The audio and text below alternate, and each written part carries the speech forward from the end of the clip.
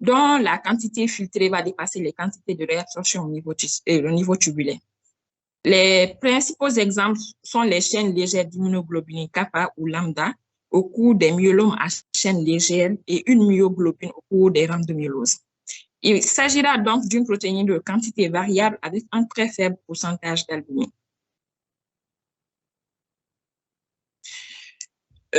La protéinurie hémodynamique, encore appelée protéinurie physiologique ou protéinurie intermittente, est d'une importance variable et souvent transitoire.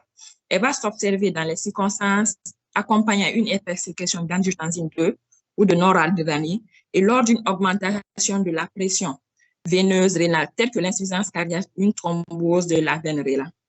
Elle peut se voir aussi dans le cadre d'une fièvre, des convulsions ou après un exercice physique intense et être associée également à l'orthostatie. Et lorsque la protéine est dite de sécrétion, c'est certaines situations pathologiques, c'est au cours de certaines situations pathologiques que ça va apparaître, à savoir une hypersécrétion tubulaire du type C6 de protéines qui peuvent être observées. On peut le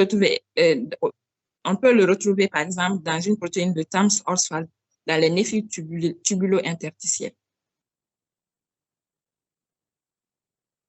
En grande, nous allons parler du diagnostic positif. On va commencer d'abord par les circonstances de découverte.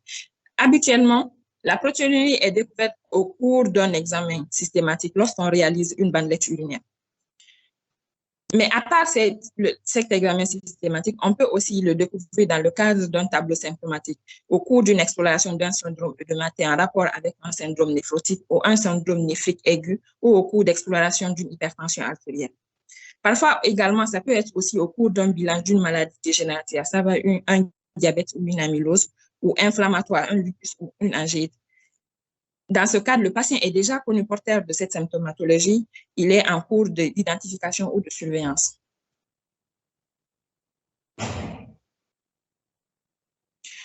Toujours dans l'examen physique, il doit être complet et centré sur la recherche d'une hypertension artérielle. On va rechercher si le patient ne présente pas d'œdème allant d'une simple prise de poids à l'état d'anaxète avec un empêchement. On va vérifier s'il n'y a pas la présence d'un gros rein, de foyer infectieux, des signes généraux et extra-rénaux cutanés.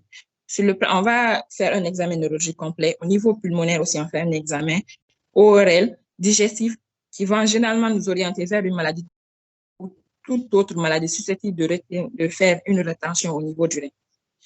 L'examen physique va se terminer par l'examen macroscopique des urines qui peut être louche, limpide ou de couleur anormale.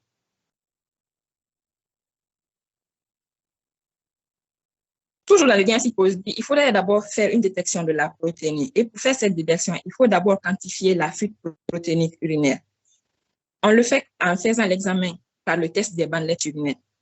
Les bandelettes, ce sont des réactifs qui permettent une appréciation semi-quantitative de la présence de protéines sur un échantillon d'urine. Il s'agit d'une méthode qui est calorimétrique utilisant des bandelettes imprégnées de bleu de tétrabromophénol, tamponnées avec un pH de 3 par un tampon de citrate ou d'acétate, et donnant une coloration qui va virer vers le vert plus ou moins foncé selon la concentration de la protéine et surtout de l'albumine. Et lorsqu'on fait une bandelette urinaire, on peut avoir les résultats suivants. Soit elle est négative, cela correspond à 0, soit on a la présence des traces comprises entre 15 et 30 mg par décilitre, soit à plus entre 30 et 100 mg par décilitre, ou à plus de entre 100 à 300 mg, ou à plus 4 supérieur à 1000 mg par décilitre. Bien que le gold standard, après avoir réalisé la protéine, pouvoir confirmer notre protéine. Pour qu'un test à la bandelette urinaire soit efficace, il faudrait d'abord que les bandelettes doivent être conservées dans un récipient qui est hermétiquement fermé et clos à une température ambiante. Et lorsque nous avons un taux de protéine qui avoisine les 100 mg par décilitre, 100 mg par litre qu'on peut détecter, il faudrait aussi se méfier des faux positifs en cas d'urine alcaline, lorsqu'il y a une contamination par des sécrétions vaginales, lorsqu'il y a la présence de sel d'ammonium dans le récipient, lorsqu'on n'a pas fait une désinfection correcte, et lorsqu'il y a des faux négatifs en cas d'urine qui sont dilués. Ce schéma nous montre comment on réalise une bandelette urinaire. Il faudrait récupérer les urines dans un tube, prendre la bandelette urinaire, le plonger dedans. Et c'est en ce qui concerne les protéinuries, quand tu plonges la bandelette dans les urines, il faudrait attendre 60 secondes. Et lorsque on a une coloration jaunâtre, c'est que c'est négatif. Au plus et à mesure que ça évolue vers le vert foncé, on se dit qu'il y a une protéinurie. Et en fonction de l'échelle qui se trouve au niveau de la boîte, ça va nous permettre de calculer nous sommes à combien de nombre de protéines.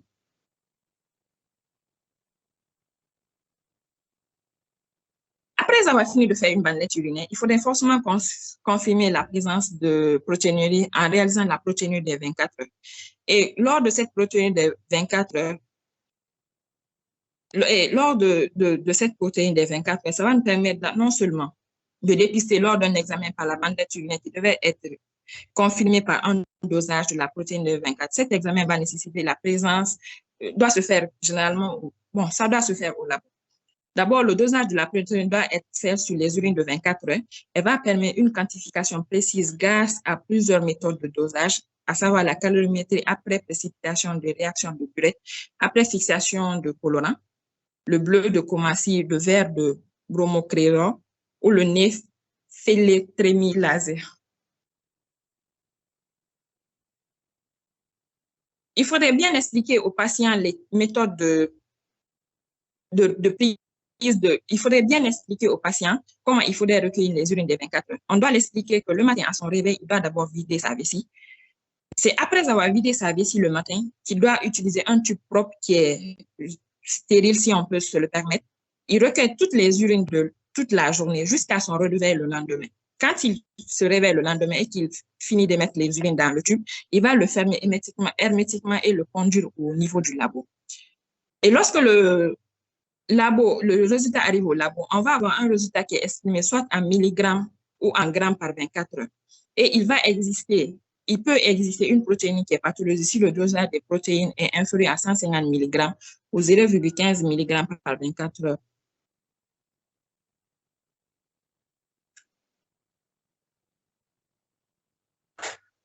Ensuite, il faudrait faire une analyse quantitative des différentes fractions protéiniques après avoir fini de réaliser la protéine de 24 heures.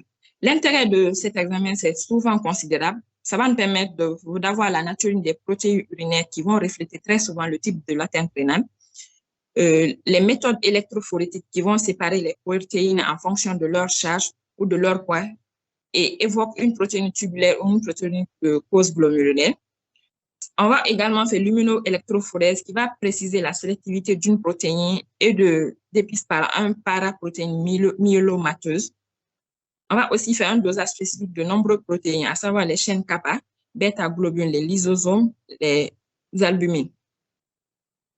Et ces examens sont réalisés par immunodiffusion, immunonéphélémétrie, immunoenzymologie, ELISA et la radioimmunologie.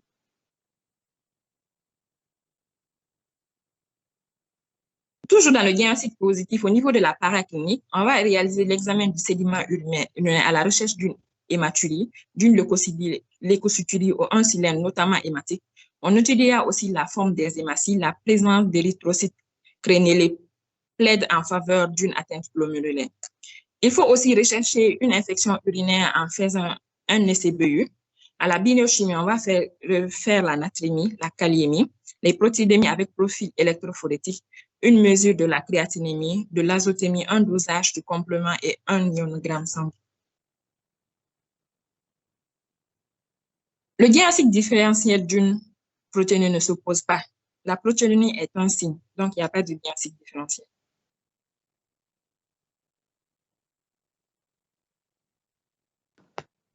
En 2-3, nous allons parler du diagnostic de retentissement. La protéinurie glomérulaire va entraîner une néphrotoxicité et va aggraver l'insuffisance rénale. Et si elle persiste, elle va entraîner des lésions de nécrose tubulo-interstitielle qui vont accélérer l'évolution vers une insuffisance rénale chronique.